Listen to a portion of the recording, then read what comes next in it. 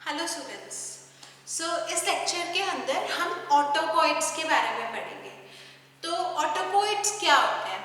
ऑटोकॉइड्स हमारी बॉडी के अंदर प्रोड्यूस होने वाले ऐसे बायोलॉजिकली एक्टिव एजेंट्स हैं जो कि लोकली एक्ट करते हैं, कम अमाउंट में रिलीज होते हैं और हमारे पास उनकी जो लाइफ है वो शॉर्ट होती है।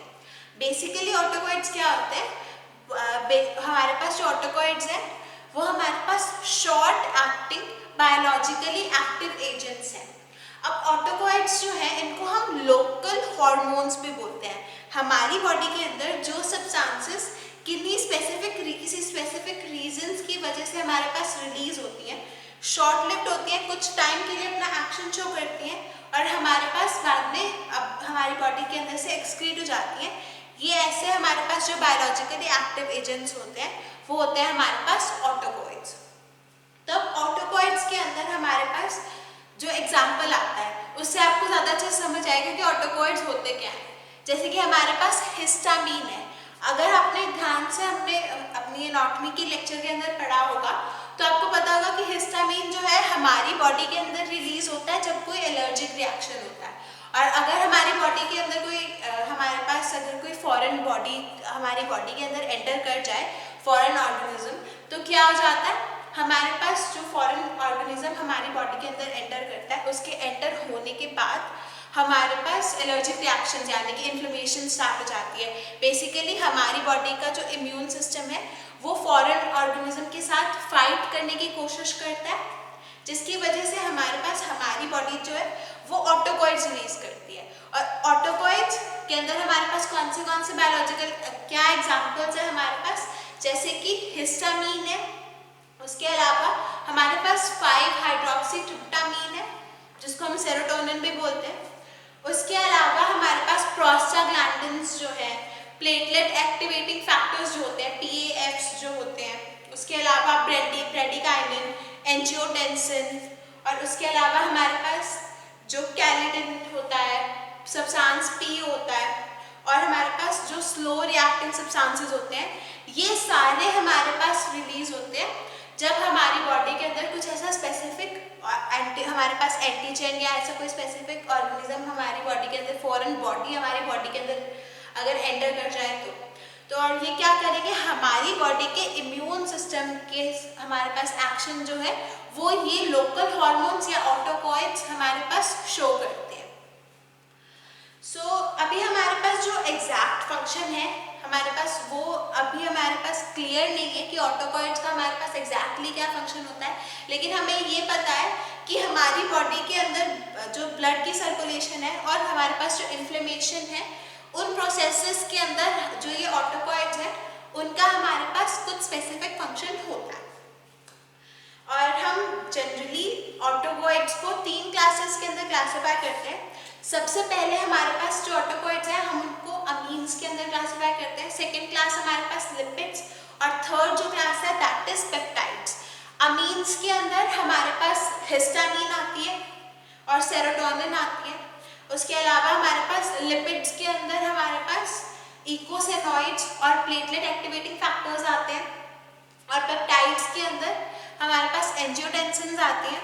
तो ये जो सारे ऑटोकॉइड्स हैं ये हमारे पास जो इंटरमीडिएटरी एक्शन शो करेंगे हमारे बायोलॉजिकल सिस्टम के अंदर, जो रिएक्शंस होती हैं और जो प्रोसेसेस होते हैं उनके अंदर।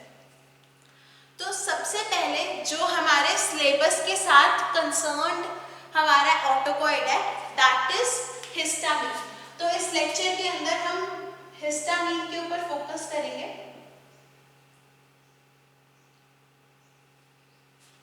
अब जो हिस्टामीन होता है, हिस्टामीन बेसिकली एक टिश्यू अमीन है जो कि हमारे पास हमारे पास जो मास्ट सेल्स होते हैं और जो बेसोफिल्स होती हैं। अगर आपने ध्यान से पढ़ा हो तो हमारे पास जो आरबीसीज होती हैं, आरबीसीज का बेसिक फंक्शन क्या होता है? हमारी बॉडी के अंदर ब्लड की सर्कुलेशन के अंदर हमारे पास हेल्प करना, ऑक्सीजन के अंदर ऑक्सीजन को कैरी करके लेके जाती है, वो लंग्स से ऑक्सीजन कैरी करती है और ऑर्गन्स तक सप्लाई करती है। और हमारे ब्लड में आरबीसीज के अलावा एक और टाइप ऑफ हमारे पास सेल्स होते हैं जो कि होते हैं वाइट ब्लड सेल्स, WBCs। और WBCs के अंदर हमारे पास फर्दर टाइप्स होती हैं, हमारे पास न्यूट्रोफिल्स होते बेसोफिल्स होते हैं। तो जो ये बेसोफिल्स होते हैं ये, और इनके साथ जो मास्ट सेल्स हमारे ब्लड के अंदर प्रेजेंट होते हैं, इनके अंदर ये हमारे पास मेजर रिच सोर्स है हिस्टामीन का। और जो हिस्टामीन है वो हमारे पास एक टिश्यू अमीन है। हमारे पास जो हिस्टामीन है ये मास्ट सेल्स और बेसोफिल्स के अंदर प्रेजेंट होती है। और जो ऑर्गन्स हमारे पास मास्ट सेल रिच ऑर्गन्स हैं, जैसे कि हमारे पास लिवर के अंदर मास्ट सेल्स होते हैं, लंग्स के अंदर मास्ट सेल्स होते हैं, उसके अलावा गैस्ट्रिक म्यूकोजा के अंदर मास्ट सेल्स होते हैं, स्किन के अंदर मास्ट सेल्स होते हैं, और प्लासेंटा भी हमारे पास मास्ट सेल रिच ऑर्गेनिज्म है। उसके अलावा CNS के अंदर हमारे पास जो न्यूरॉन्स होती हैं, न्यूरॉन्स के अंदर भी हमारे पास हिस्टामीन प्रेजेंट होती है। उसके अलावा जो नॉन मास्ट सेल हमारे पास सेल्स है, उनके अंदर भी हमारे पास CNS की अगर बात करें तो CNS के अंदर हमारे पास हिस्टामीन प्रेजेंट होती है। और जो हमारे पास अब हिस्टामीन है, हिस्टामीन हमारी बॉडी के अंदर ही सिंथेसाइज होती है हिस्टीडीन अमीनो एसिड से। हम हिस्टीडीन अमीनो एसिड अपनी डाइट से सिंथेसाइज अपनी डाइट से सप्लाई करते हैं, और हिस्टीडीन के अंदर बायोलॉजिकल चेंजेस करके हमारे पास जो हिस्टामीन है उसकी सिंथेसिस होती है। जब हिस्टामीन की सिंथेसिस हो जाती है तो कैसे होती है, हमारे पास हिस्टीडीन की डीकार्बोक्सिलेशन रिएक्शन होती है, और उससे हम हिस्टामीन सिंथेसाइज कर पाते हैं। तो हिस्टामीन जो जब हमारे पास सिंथेसिस हो जाती है तब वो हमारे पास स्टोर की जाती है जो ग्रैन्यूल्स होते हैं मास्ट सेल के। और हमारे पास जो ये मास्ट सेल्स होते हैं, मास्ट सेल्स के अंदर हमारे पास हेपारिन और बाकी अदर जो एसिडिक प्रोटीन्स होते हैं वो भी प्रेजेंट होते हैं। और हमारे पास अब जो हिस्टामीन हमारे पास होती है, हिस्टामीन एक्चुअली इनर्ट है, लेकिन जब ये रिलीज होती है इन द प्रेजेंस ऑफ हमारे पास एनी एंटीजन, तो हमारे पास क्या होता है, ये number of biological action show करती है। और ये कैसे एक्शन शो करती है वो हम आगे फर्दर पढ़ेंगे। तो अभी सबसे पहले बात करते हैं कि हमारे पास जो हिस्टामीन रिलीज है वो कौन से ऐसे हमारे पास कंपाउंड है, या ऐसे हमारे पास कौन सी चीजें हैं जो हमारे पास हिस्टामीन का रिलीज ट्रिगर कर सकती है।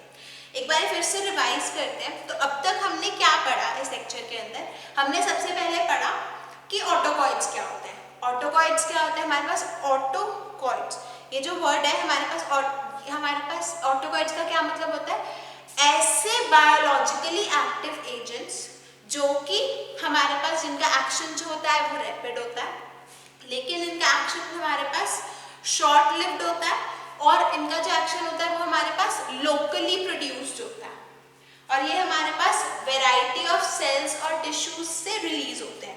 उसके बाद हमने पढ़ा कि ऑटोकॉइड्स के एग्जाम्पल क्या क्या है। तो हमारे पास ऑटोकॉइड्स के अंदर हमारे पास हिस्टामीन, 5-हाइड्रॉक्सीट्रिप्टामीन, उसके अलावा प्रोस्टाग्लैंडिन्स, प्लेटलेट एक्टिवेटिंग फैक्टर्स और एंजियोटेंसिन, हमारे पास ये सारे हैं एग्जाम्पल्स ऑटोकॉइड्स के।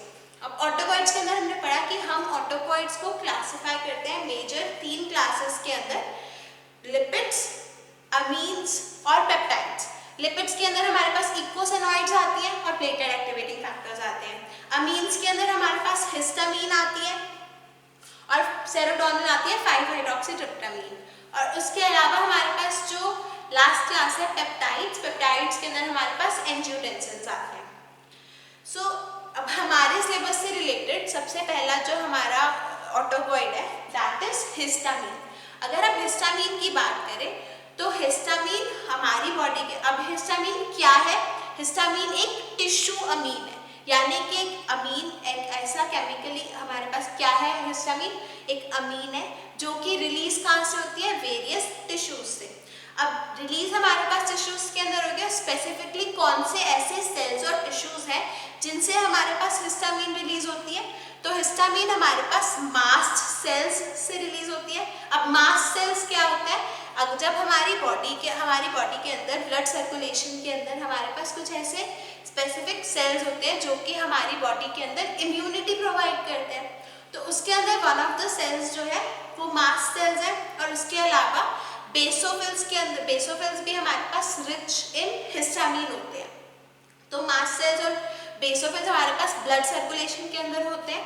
तो और हमारे पास कुछ ऐसे डिफरेंट ऑर्गन्स हैं जो कि मास्ट सेल्स रिच होते हैं, जैसे कि हमारे पास लंग्स है, लिवर है, गैस्ट्रिक म्यूकोसा है, स्किन है, प्लासेंटा है। इसके अंदर हमारे पास मास्ट सेल्स की कंसंट्रेशन बहुत ज़्यादा होती है। इसी वजह से हमारे पास जो हिस्टामिन रिलीज होता है इन ऑर्गन्स पे, वो भी हमारे पास कंसंट्रेशन के अंदर एक्सेस रिलीज होता है।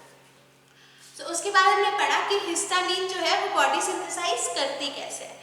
तो हिस्टामिन जो है वो बॉडी के अंदर कैसे सिंथेसाइज होता है, जो हिस्टिडीन अमीनो एसिड होता है उसकी डीकार्बोक्सिलेशन से हमारे पास, डीकार्बोक्सिलेशन रिएक्शन से हमारे पास हिस्टामिन जो है वो सिंथेसाइज होता है। और हिस्टामिन के सिंथेसिस से हमारे पास फर्दर जो हिस्टामिन जब सिंथेसाइज हो जाता है वो हमारे पास मास्ट सेल्स के अंदर, ग्रैन्यूल्स के अंदर स्टोर हो जाता है। और उसके बाद हमने पढ़ा कि सीएनएस जो है, सीएनएस के अंदर भी हिस्टामिन होता है। हमारा सेंट्रल नर्वस सिस्टम जो है, ब्रेन और स्पाइनल कॉर्ड, इसके अंदर भी हिस्टामिन होता है। लेकिन इसके अंदर हमारे पास हिस्टामिन कहाँ पे होता है, न्यूरॉन्स के अंदर हमारे पास हिस्टामिन होता है, राइट।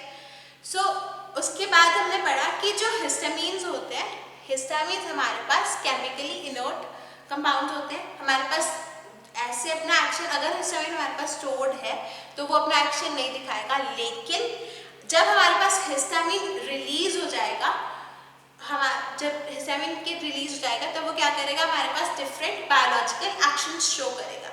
तो बायोलॉजिकल एक्शन शो करने से पहले हम ये पढ़ेंगे कि जो हिस्टामिन है उसका रिलीज जो है वो ट्रिगर होता कैसे है, कौन सी ऐसी चीज़ें हैं जिसकी वजह से हमारे पास हिस्टामिन जो है वो मास्ट सेल से या टिश्यूज से हमारे पास बाहर निकल के आ जाता है या रिलीज हो जाता है।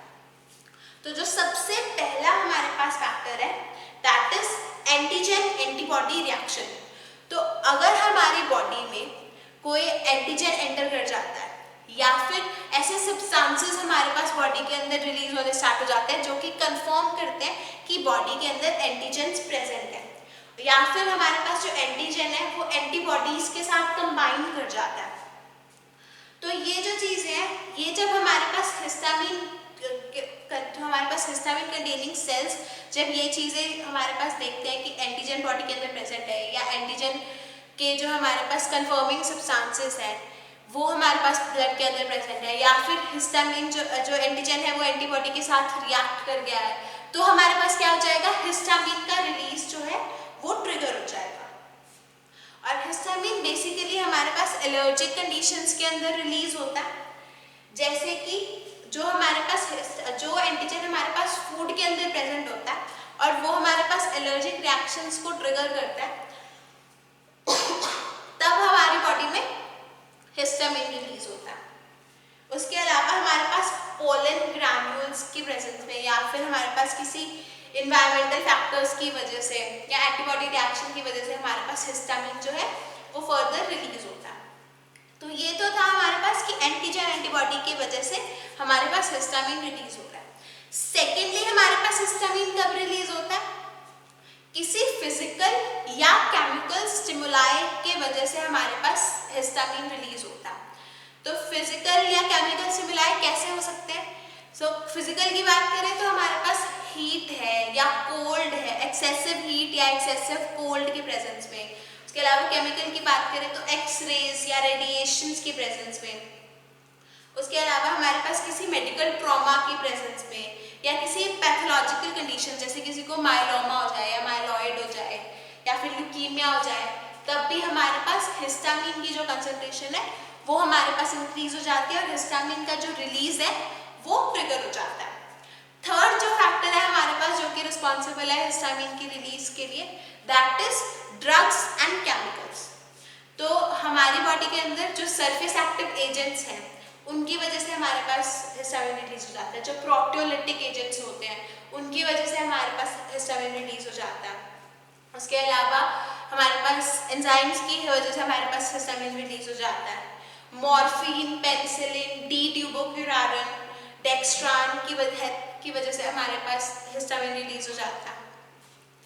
और हमारे पास जब हिस्टामिन रिलीज होता है तो हमारे पास एलर्जिक सिम्टम्स जो है वो साइमल्टेनियसली अपीयर होने स्टार्ट हो जाते हैं, जैसे कि बॉडी के अंदर हमारे पास अर्टिकेरिया हो जाएगा, एनाफाइलैक्टिक शॉक में चली जाएगी बॉडी। उसके अलावा हमारे पास ब्रोंकोस्पाज्म्स आने स्टार्ट हो जाएंगे, डिफिकल्टी हो जाएगी ब्रीदिंग के अंदर पेशेंट की। सो ये तो था हमारे पास हिस्टामिन के रिलीज के बारे में कि हमारे पास तीन तरह से हमारे पास हिस्टामिन का रिलीज ट्रिगर हो सकता है। नंबर 1 इज हमारे पास एंटीजन या एंटीबॉडी रिएक्शंस की वजह से। नंबर 2 है हमारे पास कि फिजिकल और केमिकल स्टिमुलस की वजह से। थर्ड है हमारे पास ड्रग या किसी केमिकल की वजह से हमारे पास जब हिस्टामिन रिलीज हो जाए तब हमारे पास ये 3 फैक्टर्स है कि हिस्टामिन रिलीज हो सकता है। और जब हिस्टामिन रिलीज हो जाता है तब वो क्या करता है, हमारे पास कुछ स्पेसिफिक जो है हमारे पास फार्माकोलॉजिकल या बायोलॉजिकल एक्शंस शो करता है। तो हम पढ़ेंगे कि हमारे पास हिस्टामिन जो है उसके रिलीज होने से कैसे कौन कौन से हमारे पास बायोलॉजिकल और फिजियोलॉजिकल एक्शंस आते हैं और क्या रोल होता है बॉडी के अंदर हिस्टामिन का। सो हमारे पास इनिशियली जो हिस्टामिन है वो अपने एक्शन शो करेगा कैसे। तो हिस्टामिन को अपने एक्शन शो करने के लिए हमारे पास कुछ तो रिसेप्टर्स चाहिए होंगे। तो हमारे पास बेसिक 3 क्लासेस ऑफ रिसेप्टर होती है हिस्टामिन की, H1, H2 और H3। तो ये जो तीनों क्लासेस होती है हमारे पास, उसके अंदर जो H1 और H2 क्लास है वो हमारे पास प्रिवेलेंट क्लासेस है, मेजर क्लासेस है। मेजर एक्शन जो हिस्टामिन का आता है वो माना जाता है कि H1 और H2 रिसेप्टर की वजह से आता है। और H3 क्लास जो है वो भी न्यूअर क्लास है, रिसेंटली उसके बारे में फाइंड आउट किया है साइंटिस्ट ने। तो हमारे पास जो 2-मिथाइल हिस्टामिन होता है और हमारे पास जो बीटा हिस्टीन होता है, बीटा हिस्टीन और 2-मिथाइल हिस्टामिन, ये दोनों हमारे पास H1 रिसेप्टर्स के ऊपर वर्क करते हैं, H1 रिसेप्टर्स के एगोनिस्ट होते हैं। 4-मिथाइल हिस्टामिन जो होता है वो हमारे पास H2 रिसेप्टर का एगोनिस्ट होता है। और उसके अलावा हमारे पास जो अल्फा मिथाइल हिस्टामिन होता है वो हमारे पास H3 रिसेप्टर का एगोनिस्ट होता है। जो H3 रिसेप्टर है वो हमारे पास ऑटो रिसेप्टर है। बेसिकली ब्रेन के अंदर H3 रिसेप्टर्स प्रेजेंट होते हैं और जो H3 रिसेप्टर्स हैं वो हमारे पास हिस्टामिन का रिलीज कंट्रोल करते हैं फ्रॉम द ब्रेन। सो अभी पढ़ते हैं हम कि इन रिसेप्टर्स के ऊपर जाके जब हमारी हिस्टामिन ड्रग हमारे पास ज्वाइन होती है तो हमारे पास कौन से ऐसे बायोलॉजिकल एक्शंस आते हैं। तो सबसे पहले हमारे पास स्मूथ मसल्स के ऊपर इफेक्ट आता है। अब जो हिस्टामिन है वो हमारे पास स्मूथ मसल्स के ऊपर क्या करता है, कॉन्ट्रैक्शन कॉज करवाता है स्मूथ मसल्स की। तो जब हमारे पास कॉन्ट्रैक्शन होती है स्मूथ मसल्स की तब हमारे पास अगर कॉन्ट्रैक्शन हो जाए हमारे ब्रोंकियोल्स के स्मूथ मसल्स की या रेस्पिरेटरी सिस्टम के स्मूथ मसल्स की, तब हमारे पास एस्थमा लाइक सिम्टम्स आते हैं हमारे पास। और ये देखा गया था कि गिनी पिग जो होता है जिनके ऊपर एक्सपेरिमेंट्स होते हैं उनके अंदर जब हमने हिस्टामिन इंजेक्ट करा तब हमारे पास सिवियर ब्रोंकोस्पाज्म हो गई थी गिनी पिग के अंदर और अल्टीमेटली हमारे पास स्पाज्मिक कॉन्ट्रैक्शंस स्टार्ट हो जाती है इलियस की और यूट्रस की। सो जो हिस्टामिन है, हिस्टामिन सबसे पहले हम बात कर रहे हैं स्मूथ मसल्स के ऊपर। तो स्मूथ मसल्स के ऊपर हमारे पास हिस्टामिन का कौन सा इफेक्ट आता है, स्मूथ मसल्स के अंदर हमारे पास कॉन्ट्रैक्शन करवाता है हिस्टामिन। अब कॉन्ट्रैक्शन करवाता है तो हमारे पास अगर हमारे पास यूट्रस की कॉन्ट्रैक्शन होगी या फिर हमारे पास इलियस की कॉन्ट्रैक्शन होगी तो हमारे पास स्पाज्मोटिक स्पाज्म्स आने स्टार्ट हो जाते हैं। और उसके अलावा हमारे पास ब्रोंकोस्पाज्म कॉज होता है अगर रेस्पिरेटरी सिस्टम के ऊपर हमारे पास हिस्टामिन एक्ट करे तो। नेक्स्ट हमारे पास जो पोर्शन आता है दैट इज कार्डियोवैस्कुलर सिस्टम यानी कि CVS। तो CVS के ऊपर हमारे पास क्या इफेक्ट होता है हिस्टामिन का। सो जो हिस्टामिन है वो हमारे पास H1 रिसेप्टर्स को स्टिमुलेट करता है जो कि कार्डियोवैस्कुलर सिस्टम के अंदर प्रेजेंट होते हैं। जब H1 रिसेप्टर्स हमारे पास स्टिमुलेट होते हैं तब क्या हो जाता है, हमारे पास जो परमेबिलिटी होती है हमारे कैपिलरीज की और कैपिलरीज के अंदर डायलेशन कॉज हो जाती है। जब हमारे पास परमेबिलिटी इंक्रीज हो जाती है कैपिलरीज की और डायलेशन हो जाती है कैपिलरीज के अंदर तब हमारे पास क्या हो जाता है, जो ब्लड प्रेशर है उसके अंदर फॉल आ जाता है यानी कि हमारा जो ब्लड प्रेशर है वो हमारे पास डिक्रीज हो जाता है। उसके अलावा हमारे पास जो रेट और कंट्रैक्शन है हार्ट की वो इंक्रीज हो जाती है। और उसके अलावा हमारे पास पेशेंट्स के अंदर ब्लड वेसल्स के अंदर हमारे पास डायलेशन की वजह से हमारे पास जब सेंसरी फाइबर्स जो है वो जब हमारे पास स्ट्रेच होते हैं तो इंटेंस हेडेक को कॉज करता है। तो सीवीएस के अंदर हमारे पास क्या हो रहा है, बेसिकली हमारे पास डायलेशन हो रही है ऑफ कैपिलरीज, और जब हमारे पास डायलेशन होती है कैपिलरीज की तो हमारे पास जो ब्लड प्रेशर है वो हमारे पास डिक्रीज कर जाता है। लेकिन इसके अंदर हमारे पास जो फोर्स ऑफ कंट्रैक्शन है और जो हार्ट रेट है वो हमारे पास हार्ट की इंक्रीज होती है जब हम आईवी हमारे पास जब इंट्राकार्डियल इंजेक्शन देते हैं हिस्टामिन का। और हमारे पास इंटेंस हेडेक कॉज करता है histamine due to stretching of the sensory fibres. और उसके अलावा हमारे पास जो हिस्टामिन है वो हमारे पास ट्रायल रिस्पॉन्स देता है। हमारे पास 3 रिस्पॉन्सेज मेजर आते हैं। हमारे पास इमीडिएटली रेड स्पॉट फॉर्मेशन हो जाता है हिस्टामिन के इंजेक्शन के बाद। सेकेंडली हमारे पास स्वेलिंग हो जाती है। और थर्ड हमारे पास फ्लेयर यानी कि हमारे पास जो हमारा एरिया है उसके अंदर इन्फ्लेमेशन हो जाती है और जो सराउंडिंग एरिया है वो हमारे पास रेड हो जाता है। तो क्या हमारे पास 3 फंक्शंस आते हैं। सबसे पहले हमारे पास इमीडिएट लोकलाइजेशन की वजह से हिस्टामिन के रेड स्पॉट आ जाता है। सेकेंडली हमारे पास स्वेलिंग हो जाती है और थर्ड हमारे पास रेडनेस कॉज जाती है एरिया के around due to the injection of histamine. अब हिस्टामिन के अलावा अब कार्डियोवैस्कुलर सिस्टम के अलावा हमारे पास एंडोक्राइन जो ग्लैंड्स है हमारे बॉडी के अंदर उसके ऊपर भी इफेक्ट होता है हिस्टामिन का। एंडोक्राइन ग्लैंड्स के अंदर हमारे पास जो सिक्रीशंस होती हैं पैनक्रियाज की, ब्रोंक्यूल्स की, सलाइवरी ग्लैंड्स की, लेक्राइमल ग्लैंड्स की, तो ये जो सारी सिक्रीशंस है ये हमारे पास इंक्रीज हो जाती है हिस्टामिन के एक्शन की वजह से।